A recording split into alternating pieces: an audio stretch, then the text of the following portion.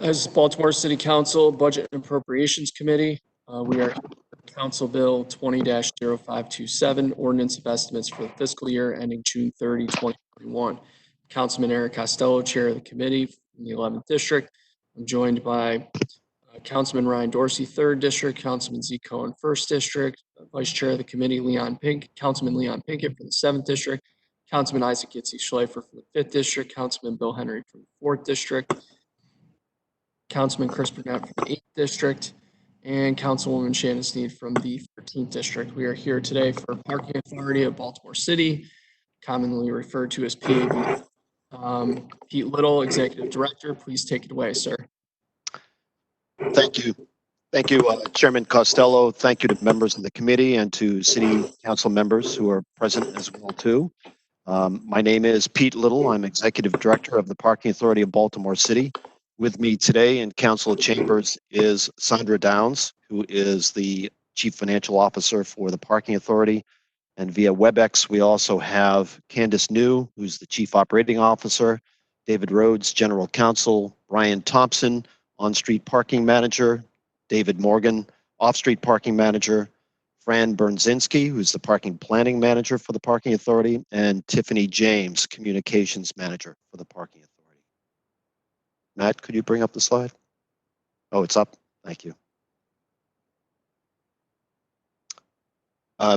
So the Parking Authority, let him share the slide. There it is. The Parking Authority provides management of city-owned off-street garages and lots, on-street parking, meter management and maintenance, administration of residential permit parking programs, and residential reserved handicap parking programs. We also oversee valet parking regulation. We develop parking plans within the city, and we identify and implement parking demand management strategies such as car sharing. The contract with Zipcar is through the Parking Authority here. Some of our major initiatives for fiscal year 21 include the introduction of multiple pay-by-cell phone services for payment of metered parking charges. We are also looking to continue implementation of pay-by-license plate multi-space parking meters to replace the old pay and display receipt multi-space parking meters that we've had throughout the city for the last dozen years or so. To date, we've installed 236 pay-by-license plate multi-space meters. By the end of this calendar year, we will have replaced 700 of them. And by the end of fiscal year 21, we will have replaced over 900 of those meters with the new pay-by-license plate parking meters. We'll also be piloting virtual permit parking in several residential permit parking areas here in the city. Through that, license plates become credentials for those residents to park, and it will allow residents to purchase their permits strictly online. They won't have to come to our offices or to a community pickup in order to get hard permits anymore. We are also continuing to renovate and do capital improvements at city-owned parking garages, including the Market Center garage next to Lexington Market, the Marina garage next to the Rusty Scupper, the Baltimore Street garage, which is across from City Hall here, and the Lexington Street garage, which is next to the Legal Aid building, the War Memorial building. We're taking advantage now of current low occupancy in those garages to get much needed repairs done so that when business and parking demand resumes, and we hope it resumes soon, we won't have to displace any parkers and thereby lose out on any revenue. So we're working on that now. We've also included some of our performance measures here on the slide, the number of parking permits that we distribute, parking meter revenue, and also revenue collected annually per space at city-owned parking facilities. We are a very small, lean, agile, and hardworking and responsive group of 50 parking professionals at the Parking Authority. We track our expenses very carefully, and we are audited annually by an external auditing firm based here in the city. And we've operated within budget for 15 consecutive years. With that, I'll open it up to questions.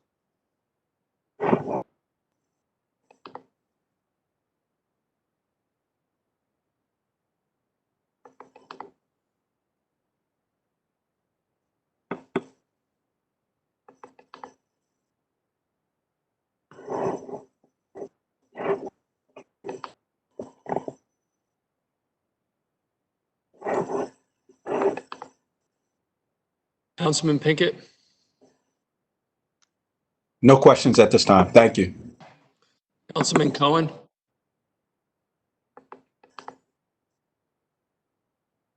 Matt, can we take down the presentation, please? Or one of the Matts. Thank you. It's helpful when you both have the same first name. I didn't hear anything from Councilman Cohen. Councilman Henry? I'm good, thank you. Thank you. Councilman Schleifer?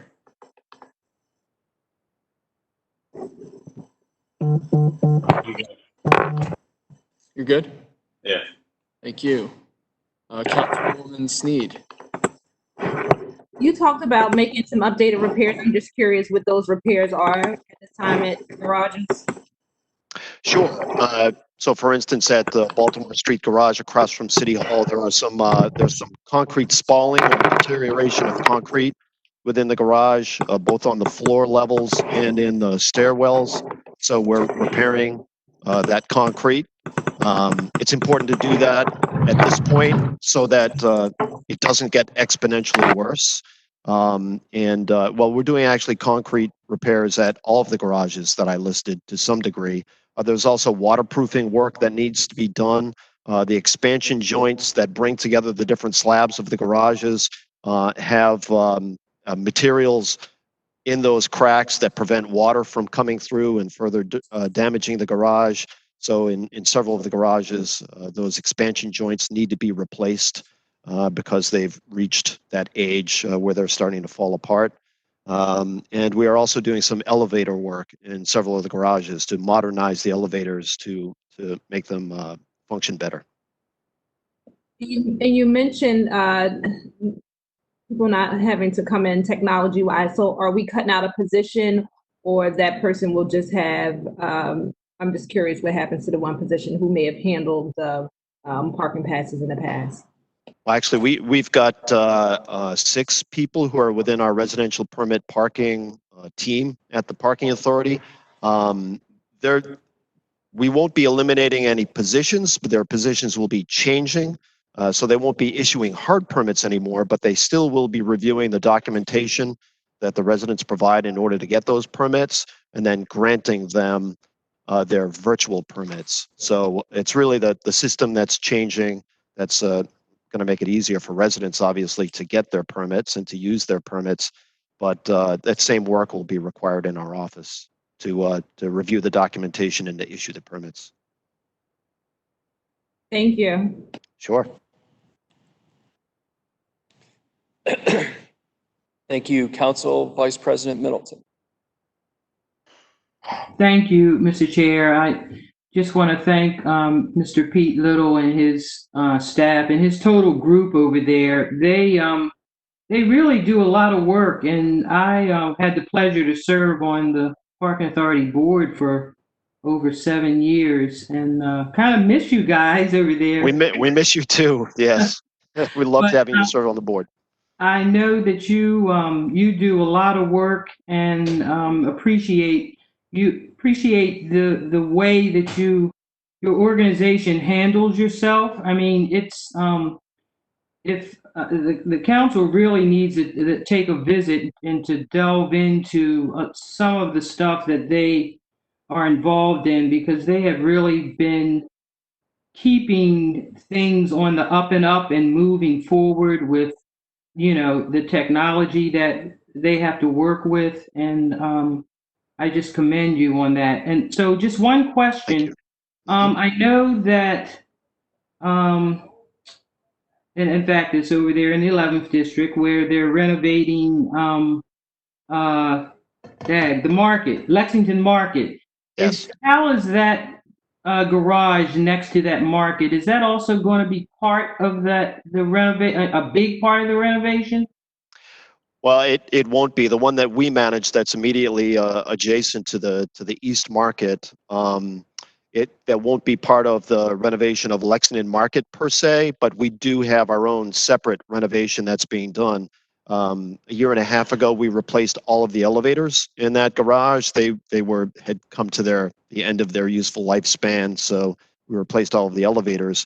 but in this coming fiscal year, we'll also be doing concrete and structural repairs in that garage, and hopefully timing it up such that our repairs on the garage will coincide with the opening of the new Lexington Market. Thank you. Thank Sure. you. I know also over the years you have been increasing, space for electric cars and so on. So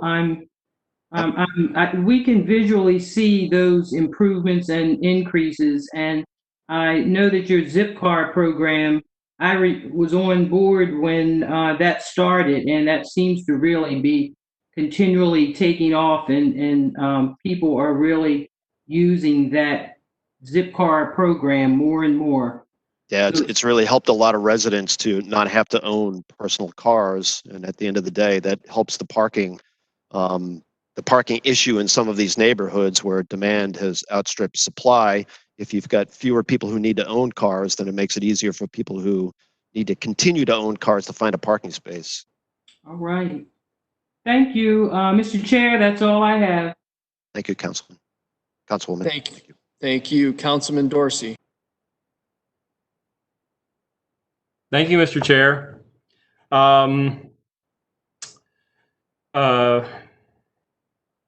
Hi, Pete. How you doing? I'm doing well. How are you, Councilman? I'm great. Does the parking authority pay the annual licensing fee that is required with the annual application for a commercial parking facilities license? And I mean, the parking authority has to apply for a license? Am I correct? Has to apply for a license like any other garage operator? Yep. The garages, even though they're city-owned, are still responsible for following code and applying for licenses, paying for those licenses to operate those parking facilities, and furthermore to collect and remit the parking tax to the city. So the answer is yes. Yep. Okay, so we have money coming from the parking authority in the form of a fee at the same time that we also have money coming from city agencies to the parking authority to pay for certain city employees to park in those garages, right? Yes. Yep. Yeah, so we have like a whole lot of like circular movement of money between the general fund and the parking authority, which is, before I ask my next question, I just one last bit of clarification on the fee. Who is in charge of calculating the fee based on for the commercial parking facilities? Who at the parking authority actually handles that? Well, in terms of the payment of the fees, that's our finance department that pays the fees. Mm-hmm. But we, self-report to the city's finance department what our square footage is, and therefore what the calculation for that fee should be. Can you have somebody forward me your applications for the most recent year? I believe that we just entered a new licensing period. So you'd like the applications that we've completed? Yeah, I'd like the applications for the current licensing period for all the parking authority controlled facilities. Okay. Thank you. Yep. And so this leads to my next question, is that when we have this money circulating around the parking authority and the general fund, I know that in years past you have led this effort, and I think it's really important. This effort of evaluating the value of our parking garages as assets.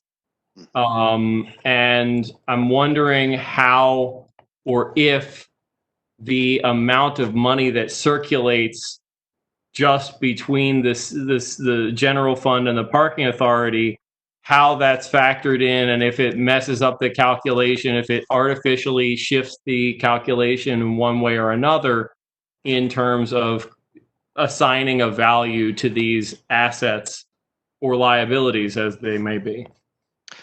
Yeah, I don't think it really complicates it much. And, we know that that should the city divest itself of any of these facilities, what those fees have been that are coming either from, it or being spent in terms of license fees or parking taxes, and how to then recalculate it in terms of trying to figure out the value of those facilities. So I don't think it's very complicated.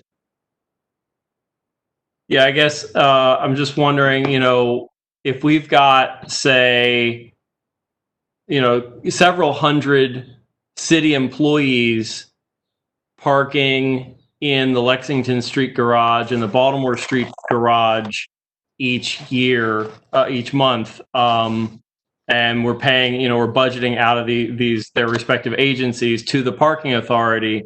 There's kind of two calculations that need to take place. One is the value of the garages as a standalone asset, consider as would be considered by the parking authority, but then, considering how much of the money that's coming into those garages, assigning them value is based on general funds that are being just appropriated from the city budget. It seems like the city budget itself artificially kind of by the fact that the city is essentially paying for its own employees to park in them, we're artificially inflating the value of those garages to some degree.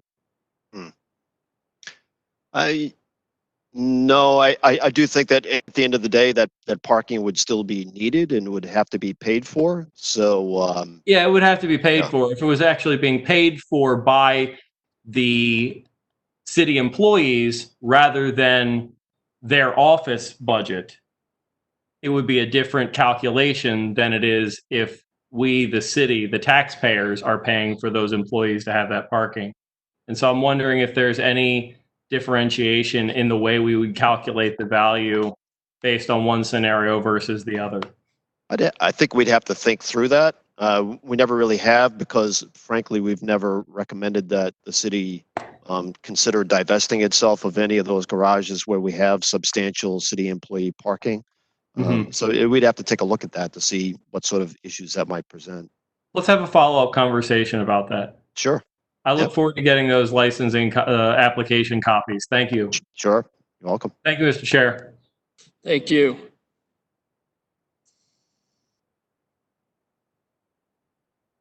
Okay. Councilman Cohen, I didn't hear anything before when I called on you. Are you good? All right, colleagues. Can I get a question, a follow-up on something? Yep, Councilman Schleifer. Thanks a lot. So Pete, just to follow up on what you're talking about the parking garage across the street from City Hall, you had mentioned, and certainly we all know those stairs need to be repaired. I thought under the previous agreement, when we did that lease deal, that this other entity was going to be responsible for maintaining and the upkeep. Is that... That's correct. The three garages that were leased to Medco, they are responsible for maintaining those facilities, but the Baltimore Street garage is not one of them. It's not one of the three. Okay, so the repairs at the other three are being done by that company, not us. That's correct. Yeah, they just finished actually repairing the Marriott garage, Marriott Inner Harbor garage. Yep. Okay, thanks for clarifying. Yeah, sure. Welcome. Colleagues, any other questions? Pete, I don't have any questions because your agency is a model agency in city government, as always. I'm a broken record. I think this is like the fifth year I've said that during budget hearings. Appreciate you. Appreciate Candace, especially Steve Robinson, who we work very closely with. Fran in the I guess that's the planning division. Yep. Do incredible work. I know one of your employees went out to install a handicap reserved sign for one of my constituents during the stay-at-home order. David Rhodes, of course, on the legal front. I could not forget you, my friend, the merchant. So I appreciate everything that you guys do. Keep up the great work. And if there's anything we can ever do, please don't hesitate to reach out. Thanks. We appreciate hearing that. The whole team does. So thank you. Absolutely. Colleagues, we're going to go into recess until 1:30 p.m. We will be back then for the Sheriff's Department. Thank you.